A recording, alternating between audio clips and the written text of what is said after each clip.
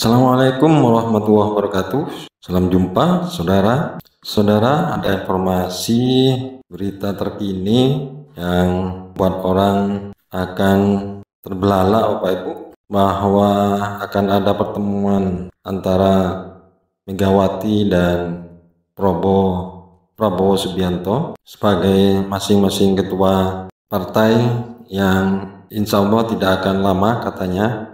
Ini ditegaskan oleh Sekjen Gerindra bahwa akan ada pertemuan makin cepat makin bagus.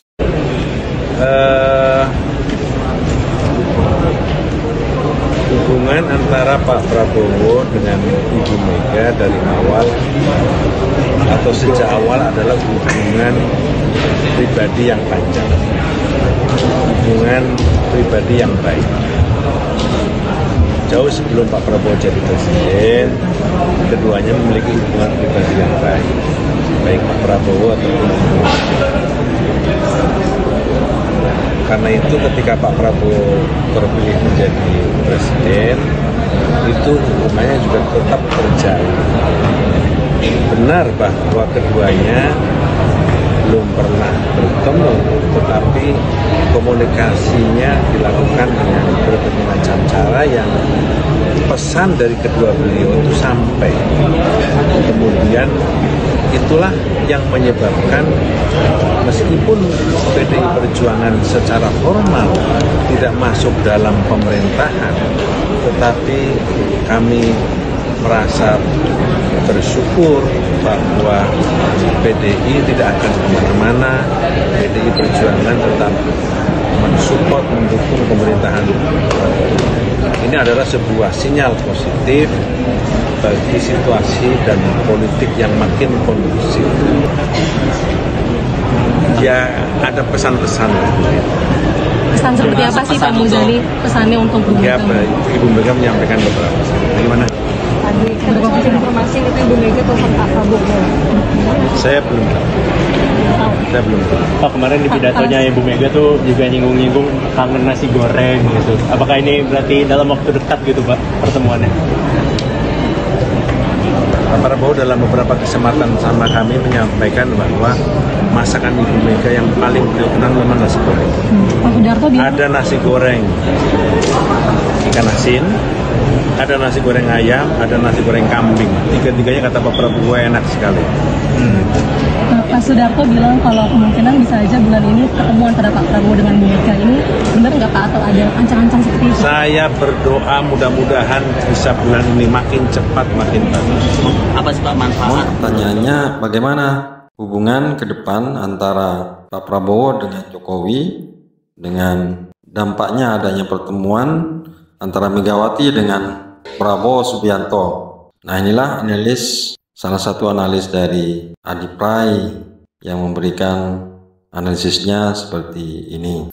Silahkan disimak saudara. Kita tahu bahwa selama ini keinginan dari Gerindra, keinginan dari Prabowo, terutama sebelum pelantikan kabinet merah putih, Prabowo Subianto ditengarai dan diinformasikan ingin juga bertemu dengan Megawati sebagai ketua umum partai yang satu-satunya belum ada komunikasi, sebagai satu-satunya partai politik yang belum ada jumpa muka dengan Prabowo Subianto. Jadi itulah yang saya kira menjadi rumit untuk menjelaskan bagaimana hubungan Megawati dengan Prabowo Subianto.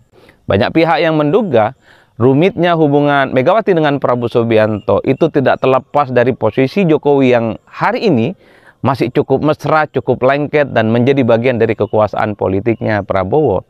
Inilah yang kita sebutkan bahwa hubungan Prabowo Subianto, Megawati dan Jokowi ini bagaikan hubungan segitiga yang sangat rumit. Satu sisi misalnya Prabowo Subianto harus menjaga hubungan komunikasi politik kepada begitu banyak pihak, khususnya kepada Jokowi.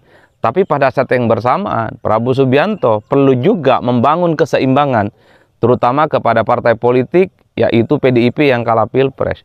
Tapi sampai hari ini, pertemuan dengan Prabowo Subianto dengan Megawati Soekarnoputri itu tidak kunjung terjadi. Inilah peliknya.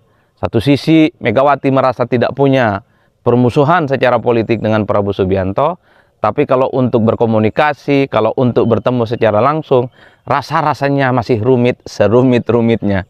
Oleh karena itu, kalau saya membaca kecenderungan rata-rata secara umum, mungkin faktor psikologis yang kemudian membuat kenapa Megawati tidak bisa bertemu dengan Prabowo Subianto atau belum bisa berkomunikasi dengan Prabowo sampai hari ini secara langsung tentu saja, itu karena faktor Jokowi.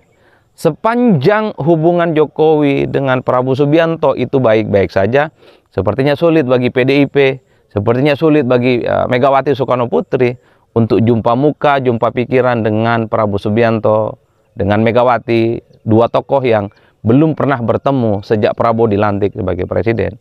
Mungkin ketika bulan madu antara Prabowo Subianto dengan Jokowi berakhir, hubungan keduanya tidak lagi mesra. Disitulah kemudian ada semacam kesempatan dan pintu masuk Megawati dan Prabowo Subianto itu bisa bertemu satu dengan yang lainnya. Meski Megawati membocorkan informasi, jikapun ada keinginan bertemu dengan Prabowo, jika ada pesan-pesan politik yang ingin disampaikan oleh Megawati dan PDIP, Megawati mengklaim sudah begitu banyak mengutus orang untuk berjumpa dengan Prabowo, menyampaikan apa korelasi positif yang kemudian bisa disinkronkan antara PDIP dengan Gerindra. Kan itu terbukti ketika ada isu politik yang cukup luar biasa, tiba-tiba misalnya Puan Maharani bertemu dengan Prabowo Subianto. Puan Maharani juga bertemu dengan elit-elit Partai Gerindra.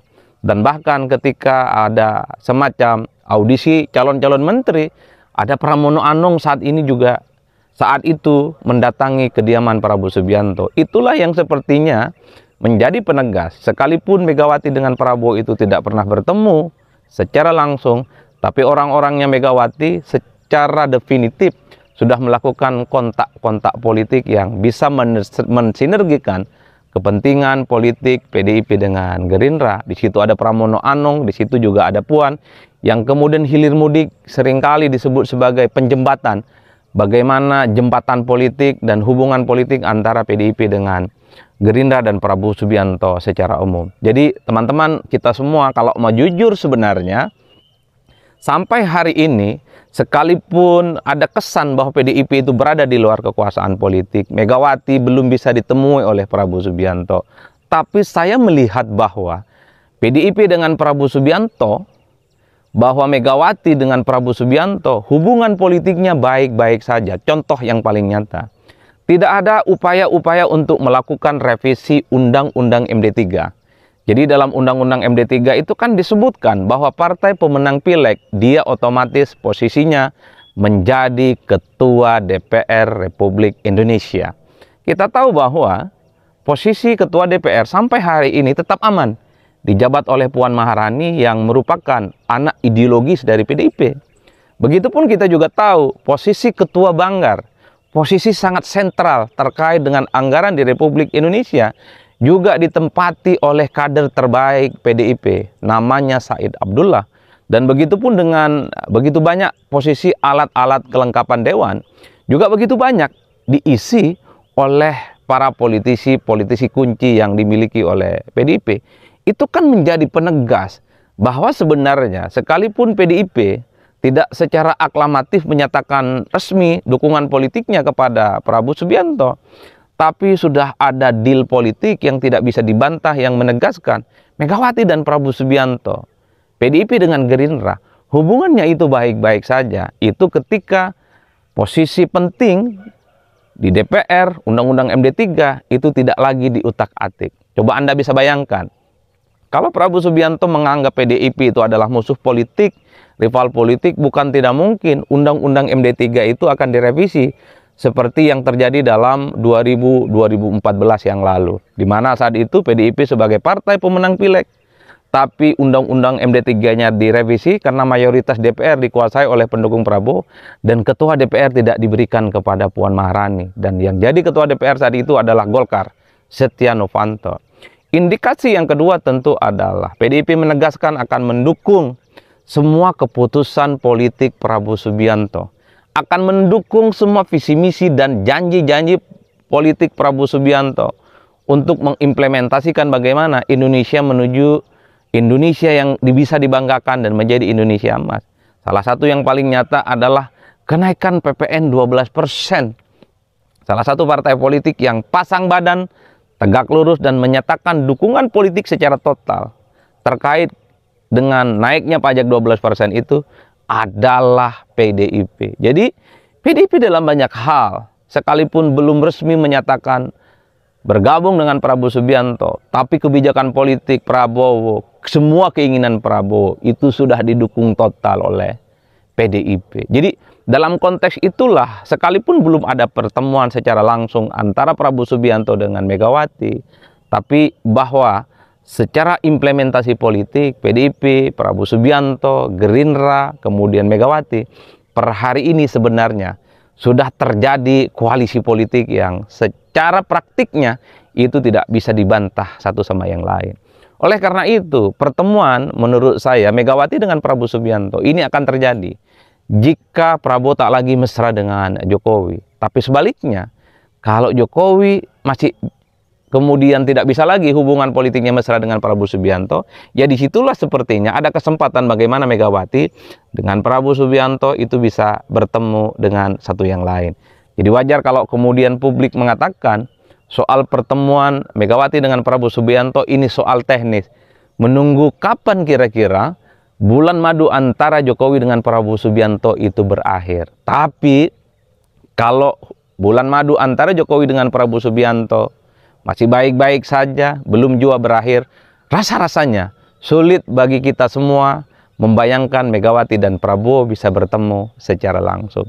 Itulah yang saya sebut rumitnya hubungan segitiga antara Prabowo Subianto, Megawati, dan Jokowi yang per hari ini merupakan elit kunci yang saya kira masih memiliki tali temali politik yang cukup rumit dan agak sulit untuk bisa diuraikan satu sama yang lainnya. Bahkan dalam pidatonya juga Megawati mengatakan Prabowo itu biarkanlah di sana dengan Kimplas, tapi kemudian Megawati tetaplah di sini. Di sini dalam arti berada di luar kekuasaan politik dan pemerintah dan menjamin bahwa Megawati tidak akan mengganggu apapun terkait dengan proses-proses politik yang kemudian menjadi mimpi dan keinginan dari Prabowo Subianto.